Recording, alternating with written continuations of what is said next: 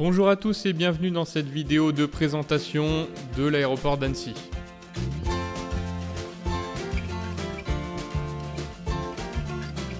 L'aéroport est situé en bordure de la ville et il reçoit des activités d'aviation générale et commerciale, de l'ULM et des hélicoptères. Il comporte de nombreuses particularités qui font que le trafic évoluant dans le secteur est soumis à certaines contraintes. De plus, comme sur beaucoup d'autres aéroports, l'immobilier est en forte croissance depuis de nombreuses années dans cette ville et le terrain s'est petit à petit retrouvé entouré d'habitations. Les tensions sont donc grandissantes avec les riverains qui se sont installés à côté, faisant fi de l'article L112-16 du Code de la construction. Pour sa pérennité et pour la cohabitation avec les riverains, il est donc capital que tout le monde respecte bien les trajectoires et les règles en vigueur. Bien entendu, cette vidéo est réalisée avec les informations en vigueur à ce jour, c'est-à-dire avec la VAC du 19 novembre 2020. Je vous rappelle qu'il est de votre responsabilité de vérifier que ces informations sont toujours valides le jour où vous voulez vous en servir. L'aéroport est contrôlé, il est doté de deux pistes, une piste revêtue de 1600 mètres et une parallèle en herbe de 845 mètres, toutes les deux orientées en 04 ou 22. Une des particularités de cet aéroport est que la majorité des départs IFR va s'effectuer en piste 22, alors que la majorité des arrivées va s'effectuer en piste 04 à cause du relief environnant. Vous pouvez donc imaginer que ça complique fortement la tâche du contrôle en cas de fort trafic, notamment avec des avions en tour de piste. À ceci s'ajoute un autre point très important, la couverture radar est quasi inexistante sous les 3000 pieds, d'autant plus à l'est du terrain. Pour couronner le tout, les contrôleurs depuis la tour font face à la piste et ont donc le circuit de piste et les points de report assez sensibles dans le dos. On va maintenant passer à l'étude de la VAC. On y voit les limites de la CTR d'Annecy qui montent bien jusqu'à 4000 pieds, contrairement à ce qui est indiqué ici. Il y a un OTAM et ça devrait être mis à jour bientôt. Et cette CTR est surplombée par la TMA de Chambéry. On peut également y voir tous les points de report VFR sur lesquels on va revenir dans cette vidéo, les itinéraires de transit associés et la balise Locator Alpha Tango de l'approche en 04. Passons tout de suite à l'étude des différents points de report. On commence par le point Whisky, le centre hydroélectrique de Vallières. Il s'agit d'un barrage sur la rivière du Fier. Vous pourrez le repérer plus facilement en le cherchant juste au nord de la grande ville de Rumilly. Le Fier, quant à lui, sera facilement trouvable grâce à la gorge qu'il a creusée dans la montagne avoisinante à l'ouest. Concernant la trajectoire à suivre entre ce point et le terrain, il convient de rester au sud-est du Fier afin d'éviter le survol des villages de l'autre côté. Novembre Whisky, le lac de la Balme. Ce petit lac est situé au nord-ouest de la Mandala, la montagne la plus proche du terrain. La trajectoire à respecter entre ce point et le terrain consiste à suivre scrupuleusement la route bien droite qui les relie en évitant au maximum le survol des villages alentours. Novembre, le village de Cruzeil. Il est situé à la pointe sud-ouest du massif du Salève et donc facilement repérable. Ce point d'entrée vous permet de rallier les points Novembre Alpha ou Novembre Whisky selon vos intentions. Novembre Alpha, l'échangeur des autoroutes de Genève et de Chamonix. Celui-là, bien évidemment, pour le trouver, il suffit de trouver la jonction des deux autoroutes. Il vous permet de transiter ensuite vers le point Novembre Echo, Novembre, ou éventuellement par la suite vers Echo pour rejoindre le circuit. On détaillera ça un petit peu plus tard. Novembre Echo, le col des Vires. Alors lui, il est un peu plus difficile à repérer. Dites-vous qu'il suffit de suivre l'autoroute A410 au nord d'Annecy et de trouver son point culminant, qui se rapproche du village de La Roche-sur-Foron. Attention dans cette zone, si vous êtes à basse altitude, la liaison radio risque d'être assez difficile à établir avec la tour d'Annecy. On passe maintenant au point le plus sensible, le point Echo, l'échangeur des Glaisins. Il est situé dans une zone d'activité assez identifiable grâce au groupe de bâtiments situés à côté, et vous pourrez le repérer de loin en le cherchant juste au nord du mont Verrier, la montagne située juste au bord du lac. Ce point permet donc de rallier le circuit de piste, et on reviendra dessus par la suite. Echo Alpha, la station d'épuration du village d'Alex. Alors là, il s'agit d'une station d'épuration moderne avec des bassins décanteurs et c'est assez difficile à repérer en altitude. Le plus facile, c'est de rejoindre le point qui est au croisement de 3 vallées, celle qui vient du point Écho, donc d'Annecy, à l'est du Mont Verrier, celle qui vient de Thônes depuis les Alpes et celle qui vient du lac par le col de Bluffy. Ce point est notamment utile pour les appareils à l'arrivée depuis les Alpes à l'est. En effet, s'annoncer uniquement en arrivant au point Écho est déconseillé de par sa proximité avec le circuit de piste. Sierra Juliette, le port de Saint-Joriot. Alors lui, il est facilement repérable, il est situé au bout d'une petite pointe au milieu du lac sur sa rive sud, et il sera utile pour rallier les points Sierra Alpha et Echo Alpha en cas d'arrivée ou de départ vers le sud-est. On continue avec un autre point un peu sensible, Sierra Alpha, le centre commercial de Sénaux. Alors pour le trouver lui, au départ du terrain ou en arrivant depuis le lac, vous pourrez chercher un grand bâtiment avec des murs rouges proches de l'autoroute. Il permet ensuite de rallier le circuit de piste en suivant la 4 voies. Par contre, en arrivant depuis le point Albi, il faut suivre la 41 comme indiqué, mais vous aurez beaucoup plus de mal à le voir de loin. Je vous conseille donc de chercher un champ dégagé avec un château d'eau isolé juste à l'est de l'autoroute, et ça sera suffisamment proche du point Sierra Alpha. Attention, comme vous pouvez le voir, ce point est proche de la zone Roméo 185 de Saconge, qui est très souvent active, notamment en semaine. On finit par le point Albi, le village d'Albi-sur-Chéran. Le plus simple, c'est encore une fois de suivre l'autoroute et vous pourrez trouver un grand viaduc sur celle-ci à l'ouest du Mont Semnoz. Et c'est ici que se trouve le village d'Albi-sur-Chéran. Ensuite, pour rejoindre Sierra Alpha, il faut bien suivre la trajectoire de la 41. Notez qu'en cas de trafic IFR, le contrôle peut vous demander de rester bien à l'est de celle-ci afin de s'assurer que vous soyez bien clair de l'axe de piste. On va maintenant parler des trajectoires conflictuelles au départ et à l'arrivée, en commençant par celle entre Novembre Whisky et le terrain. Comme énoncé précédemment, il suffit de suivre la route bien droite qui les relie pour rejoindre la verticale terrain et ensuite le milieu de vente arrière. Comme vous pouvez l'imaginer, ça amène donc les trafics au départ et à l'arrivée à suivre les mêmes trajectoires mais en sens opposé.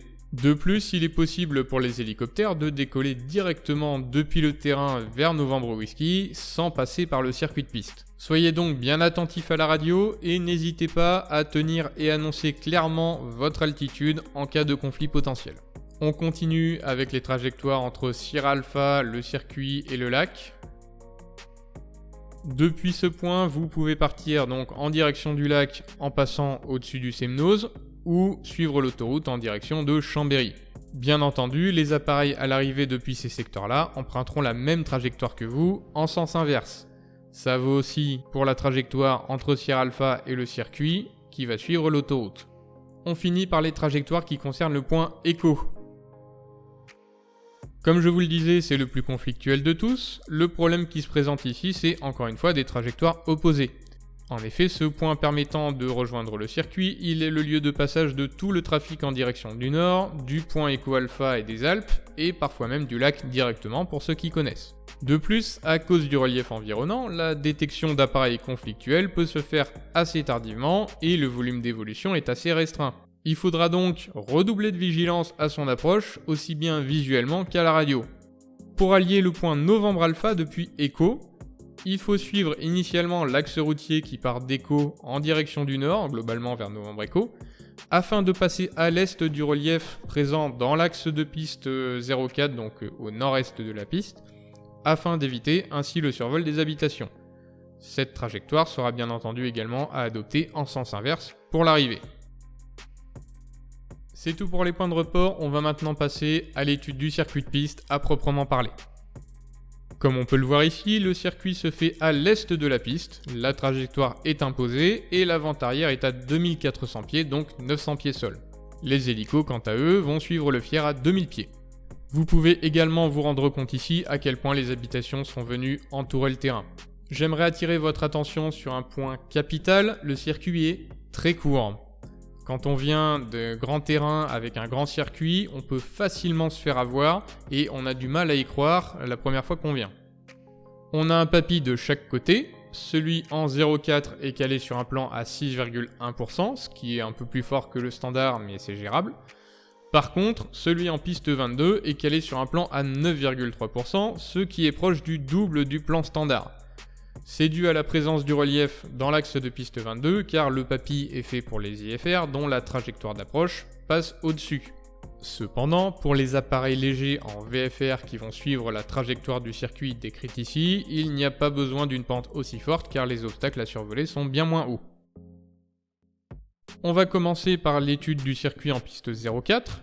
En montée initiale, il faut maintenir l'axe de piste jusqu'à arriver au niveau de l'autoroute qui part vers le nord que vous verrez sur votre gauche. Et c'est là qu'il faudra tourner à droite pour le vent traversier. Attention cependant à ne pas la confondre avec la voie rapide qui est plus proche de la piste et qui part plutôt vers le nord-ouest. En fin de vent traversier, vous arrivez au-dessus de la rivière et vous avez deux options. Soit vous tournez à gauche pour rejoindre le point Echo, donc globalement vers l'est, soit vous tournez à droite en suivant la rivière pour rejoindre la vente arrière. La vente arrière, comme vous pouvez le voir, est légèrement convergente en 0,4 et longe la limite de la ville d'Annecy. Si vous souhaitez partir en direction du point Novembre Whisky, c'est d'ailleurs en milieu de vente arrière au-dessus des arbres qu'il faudra tourner à droite vers le nord-ouest. En arrivant en fin de vente arrière, vous verrez sur votre droite le pont de la voie rapide qui passe au-dessus du Fier. C'est ici qu'il faudra tourner pour suivre l'étape de base. On passe maintenant à l'étude du circuit en piste 22. En montée initiale, il faut tenir l'axe de piste jusqu'à arriver vers la voie rapide et tourner à gauche pour survoler le pont qui passe au-dessus du Fier. De là, vous pouvez tourner à gauche et suivre le Fier pour la vente arrière, ou tourner à droite et suivre l'autoroute en direction de Sierra Alpha. Vous pourrez également suivre la rivière, à droite, en direction du point Whisky. Sauf autorisation du contrôle, cette trajectoire permet d'éviter un départ dans l'axe et le survol des habitations qui s'y présentent. En fin de vente arrière 22, vous verrez en dessous de vous d'autres ponts qui enjambent le Fier, ainsi que sur votre gauche, une zone de champ encore dégagée en bordure du village de Pringy. C'est là qu'il faudra tourner pour suivre la trajectoire de l'étape de base. Je termine ce chapitre sur le circuit de piste avec quelques particularités locales. Premièrement, à cause du relief, il n'est pas rare que le vent annoncé par la tour, donc par la station météo, soit différent de celui que vous allez subir en approche finale ou en montée initiale. Par vent du nord ou nord-ouest, attendez-vous à subir des turbulences potentiellement fortes, voire du cisaillement en montée initiale ou en approche finale. Enfin, en été par beau temps, la brise de vallée qui se lève dans l'après-midi va créer un vent de travers du nord-ouest pouvant monter jusqu'à 20 à 25 nœuds et créant les turbulences associées. Je finis par un court descriptif de l'aéroport. Il est équipé de nombreuses places de parking extérieures et intérieures dans des hangars privés qu'il faudra contacter à l'avance. Il y a également un hangar de maintenance pour les avions et un hangar de maintenance pour les hélicoptères. En ce qui concerne l'avitaillement, il y a un automate RBP pour l'Avgaz et pour le Jet A1, il faudra aller voir l'essentiel à côté des pompiers pour demander le camion. En résumé, les points essentiels à retenir. Attention aux trajectoires opposées, notamment au point Novembre Whisky, Sierra Alpha et surtout Echo. Le circuit est très court, on peut facilement arriver un peu haut et ou vite en finale quand on ne connaît pas. Je vous rappelle que la remise de gaz c'est toujours la bonne solution, surtout sur un terrain inconnu. Et enfin, attention au vent du nord à nord-ouest, surtout en été. Voilà, j'espère que cette vidéo vous aura été utile et que vous pourrez venir nous visiter sur le terrain d'Annecy plus sereinement. Je vous rappelle qu'elle est uniquement à but informatif, notamment avec la VAC du 19 novembre 2020, et qu'il est de votre responsabilité de vérifier si les informations sont toujours valides. Il est également important de rappeler que les trajectoires présentées ici sont des trajectoires anti-bruit et qu'elles n'ont en aucun cas priorité sur n'importe quel motif de sécurité ou ordre contraire du contrôle que vous pourriez rencontrer. J'en profite pour lancer un appel, si vous aussi vous évoluez sur un terrain un peu complexe dont les consignes locales sont potentiellement un peu obscures, voire parfois même pas notées dans la VAC, n'hésitez pas vous aussi à faire un guide de ce genre, que ce soit en vidéo ou un autre format. Plus chacun d'entre nous respectera les circuits et les consignes locales, plus on sera en sécurité, bien entendu, mais également plus on aura de légitimité pour nous défendre face à tous ceux qui rêveraient de voir notre passion disparaître. Pour finir, j'aimerais remercier l'équipe des contrôleurs aériens de l'aéroport d'Annecy pour leur participation à l'écriture de cette vidéo, et également l'instruction de maintenance aéronautique et automobile pour la mise à disposition de ces moyens. En attendant, je vous souhaite à tous de très bons vols en toute sécurité et à bientôt à Annecy.